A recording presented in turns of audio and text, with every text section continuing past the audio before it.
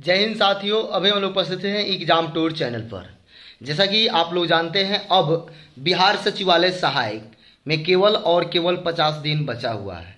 इस अंतिम 50 दिन में आपका क्या रणनीति होना चाहिए ताकि आपका रिजल्ट आ जाए, इसको लेकर मैं अभी एक रणनीति बताऊंगा। इस रणनीति पर यदि आप चलते हैं तो आपको ज़्यादा टेंशन नहीं होगा और रिजल्ट भी हो जाएगा।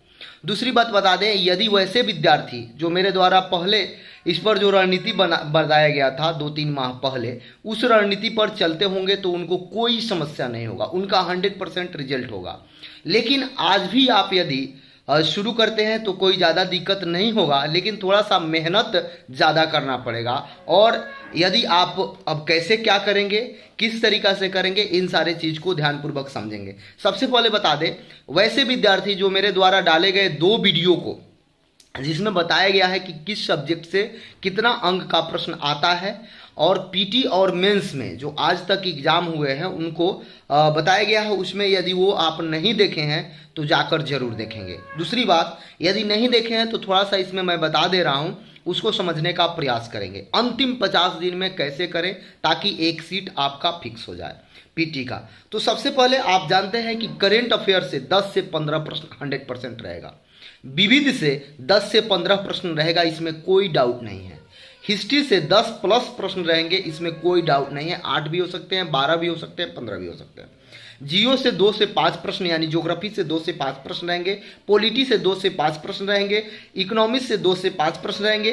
अब आते हैं साइंस से, तो साइंस से 25 प्रश्न रहेंगे, जिसमें फिजिक्स से 7 से 8 प्रश्न रहेंगे, और केमिस्ट्री पे से भी 5 से 7 प्रश्न रहेंगे। लेकिन बायो से 10 से 12 हो सकते हैं, इधर कम हो जाएगा, बायो से ज़्यादा हो जाएगा। हमेशा बायो से ज़्यादा प्रश्न पूछा जाता है। अब यदि मेरे से बात कीजिएगा कि हिस्ट्री में कहाँ से ज़्यादा प्रश्न रहेगा, तो हिस्ट्री में आपको अभी जो एग्ज़ाम हो रहा है या इससे पहले जो सचिवालय सहायक का एग्ज़ाम हुआ है, उसमें देखा गया है कि हमेशा आधुनिक भारत से ज़्यादा प्रश्न रहा है। तो आपको आधुनिक भारत पर विशेष फोकस करना है, आधुनिक भारत को अच्छा से रिवाइज करना है। दूसरी बात आपको बता दें, ज्योग्राफी की यदि बात आप करेंगे तो ज्योग्राफी में भारत का ज्योग्राफी यानी भारत का भूगोल से ज़्यादा प्रश्न पूछा जाएगा, विश्व के भूगोल से कम। और एक फिजिकल ज्योग्राफी जो है उससे भी एक आध प्रश्न आ सकता है, ये बात आप ध्यान में रखेंगे। आगे आते हैं तो पॉलिटी से बात करेंगे, तो पॉलिटी से भी जो है अनुच्छेद को देख लेंगे, भाग को देख लेंगे, पंचायती राज को देख लेंगे, ये सब को थोड़ा सा रिवीजन कर लेंगे। कहाँ से कौन से देश से और कौन सा लिया गया है संविधान में, उसको भी देख लेंगे। चलिए आगे बढ़ते हैं। और सब बताते हुए सबसे पहले यदि करंट की बात करेंगे तो आप पुस्तक जरूर पढ़ें। उसके बाद राजधानी भी देख लेंगे, मुद्रा देख लेंगे, देश और राजधानी भी देख लेंगे, मुद्रा भी देख लेंगे, खेल खिलाड़ी देख लेंगे, महत्वपूर्ण घटनाएं देख लेंगे जरूर। योजना केंद्र और राज्य दोनों का देखना पड़ेगा, ये सब आपको देखना पड़ेगा। और अब आइए, प्रत्येक दिन आपको एक सेट प्रैक्टिस करना है, प्रतिदिन एक सेट प्रैक्टिस। अब 50 दिन बचा है, प्रतिदिन एक सेट प्रैक्टिस। यदि आप मेरे अनुसार पहले वाला जो रूटीन बताया गया था, जो पहले वाला आपका रणनीति बताया गया था, उस पर यदि आप चल रहे हैं, वैसे विद्यार्थी को 2 सेट प्रैक्टिस प्रतिदिन करना है। सेट प्रैक्टिस लोग करते हैं, बोलते हैं कि मैं नया प्रश्न नहीं पढ़ रहा हूं, तो सेट में 150 में 20 से 30 प्रश्न वैसे विद्यार्थी जिनका अच्छा तैयारी है उनको भी नया प्रश्न मिलता है, तो जिनका अच्छा तैयारी नहीं है उनको तो एक्स्ट्रा और ज़्यादा नया प्रश्न मिलता है। इसलिए आपको सेट प्रैक्टिस करना अनिवार्य है। दूसरी बात आपसे बता दें, एक सेट को बनाएं और उसके अलावा उस पर 2 घंटा समय दें। जो बाकी प्रश्न है उसको देखें, समझें और चारों ऑप्शन को डील करें। वैसा सेट जरूर बनाएं जो सेट प्रैक्टिस में यदि आपका सॉल्यूशन दिया गया है, सॉल्यूशन भी अच्छा तरीका से दिया गया है, तो उसको जरूर बनाने का प्रयास करेंगे। और सॉल्यूशन को देखेंगे, समझेंगे, परखेंगे, कहाँ आपको नहीं समझ में आया वहाँ पे स्टार लगा लेंगे, फिर आपको भविष्य में काम देगा। ठीक है, तो डेली बनाना है और उसको एक एक प्रश्न पर विशेष ध्यान देना है। दूसरी बात आपसे बता दें, ये तो हो गया सेट प्रैक्टिस का। अगर सेट प्रैक्टिस आप बना रहे हैं, उसमें मैथ्स में यदि परसेंटेज में फंस रहे हैं तो परसेंटेज को एक बार रिवाइज कर लें। यदि टाइम एंड डिस्टेंस में फंस रहे हैं तो टाइम एंड डिस्टेंस को एक बार रिवाइज कर लें। यदि टाइम एंड वर्क में फंस रहे हैं तो उसको एक बार रिवाइज कर लें। ट्रेन में फंस रहे हैं तो उसको एक बार रिवाइज कर लें। एक बात आपसे बता दें, आपका जो मैथ्स का सिलेबस है वह है नंबर सिस्टम, यानी कि संख्या पद्धति और आपका एडवांस छोड़कर अरिथमेटिक है, अरिथमेटिक का जो भी आपका चैप्टर है वो सबको आपको पढ़ के जाना है। वो बट्टा हो या परसेंटेज हो, प्रॉफिट लॉस हो, या ये सब ट्रिगो वगैरह से आ भी सकते हैं, नहीं भी आएंगे। ये आप 100% तो नहीं कहा जा सकता कि नहीं आएंगे, लेकिन नहीं आते हैं, इस बात को आप समझ लें। दूसरी बात बता दें आपसे, यदि आप रीजनिंग बना रहे हैं, रीजनिंग में कहीं आप फंस रहे हैं, तो देखिए यदि आप 10 रीजनिंग डेली फंस रहे हैं मान के चलिए, या 5, तो देखने के बाद वो सब बन जाएगा और उसको स्टार लगाए रहेंगे। जब एग्जाम से 5 दिन 7 दिन बचेगा तो उसको एक बार जरूर देख के जाएंगे। अभी तो रिवीजन केवल करेंगे, लेकिन उस दिन देख के जाएंगे तो वह बेनिफिट होता है, डायरेक्ट टकराने का चांस होता है, इस बात को समझेंगे। तो ये सब आपका तो साधारण रणनीति हुआ, लेकिन अभी आपको कितना समय देना है, किस तरीका से पढ़ना है, इसको भी हम बताएंगे। तो अभी अंत तक वीडियो में बने रहें। दूसरी बात है, जो आज तक आप पढ़े हैं, अभी तक जो चीज़ आप पढ़ लिए हैं, उसको आपको डेली 2 घंटा देना है रिवीजन पर।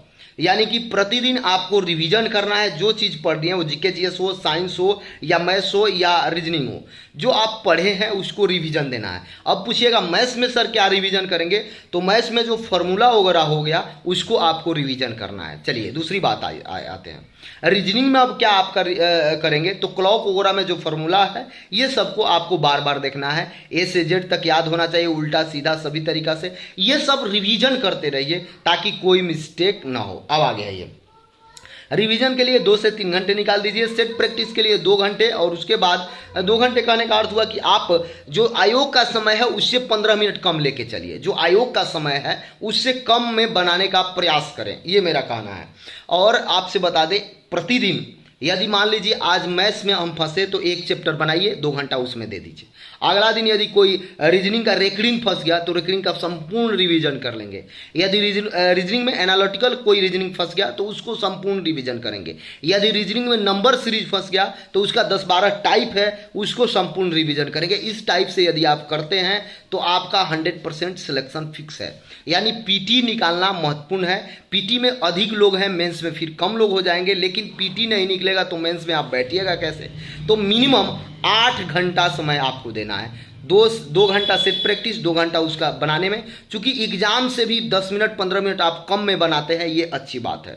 ये मेरा मानना है कि एग्जाम का प्रेशर अलग होता है, इसलिए वहाँ 10 मिनट एक्स्ट्रा से कम यहाँ लें। यहाँ का प्रेशर और एग्जाम का प्रेशर दोनों में अंतर है। और इसके बाद अभी तो मैं पटना में नहीं हूँ, जब पटना पहुँच रहा हूँ तो एक एक पॉइंट, एक एक बिंदु, 50 ऐसे बिंदु बताऊंगा। और मेरा एक टारगेट है, अभी से उस पर काम चल रहा है। एग्जाम टूर के जितने भी सदस्य हैं वो लोग इस पर काम कर रहे हैं। प्रत्येक सब्जेक्ट से, यानी कि हिस्ट्री से 1000 प्रश्न दिया जाएगा, ज्योग्राफी से 500 प्रश्न दिया जाएगा, पॉलिटी से 500 प्रश्न दिया जाएगा, इकोनॉमिक्स से 500 प्रश्न दिया जाएगा, यानी उसके बाद फिजिक्स से 700 से 800 प्रश्न दिया जाएगा, केमिस्ट्री और फिजिक्स मिला के 1000, लेकिन बायो से 700-800 प्रश्न दिया जाएगा। इस टाइप से करके आपको मैक्सिमम हम प्रश्न देने का प्रयास करेंगे, सबको समेटने का प्रयास करेंगे, और वहाँ से ही प्रश्न अधिकतर आएंगे, इस बात को आप समझें। और उसके बाद मैथ्स में कुछ टॉपिक बताऊंगा और कुछ टाइप बताऊंगा जिसको अब आप विशेष ध्यान देंगे। उसके बाद रीजनिंग में भी कुछ बताया जाएगा, जो कि अब प्रतिदिन, अभी पटना से बाहर है इसलिए आप लोगों को वीडियो थोड़ा सा कम मिल रहा है और कुछ नहीं लिख के मैं बता पा रहा हूँ। दूसरी बात आप समझ लें, दूसरी बात यह है कि आप रीजनिंग के लिए और मैथ्स के लिए जो भी मैं यहाँ पे डाल रहा हूँ, कम्युनिटी में जो डालता हूँ उसको ज़रूर ध्यान करके लेकर जाएंगे, क्योंकि वो महत्वपूर्ण प्रश्न होता है जो कम्युनिटी में डाला जाता है। अगर टेलीग्राम से नहीं जुड़े हुए हैं तो एग्जाम टूर के टेलीग्राम से जुड़ जाएं, चैनल को सब्सक्राइब कर लें, लोगों में शेयर करें, और आपसे बता दें थोड़ा सा चैनल को ज़्यादा से ज़्यादा शेयर करें ताकि ज़्यादा बच्चे जुड़ें। जय हिंद, जय भारत, जय युवा।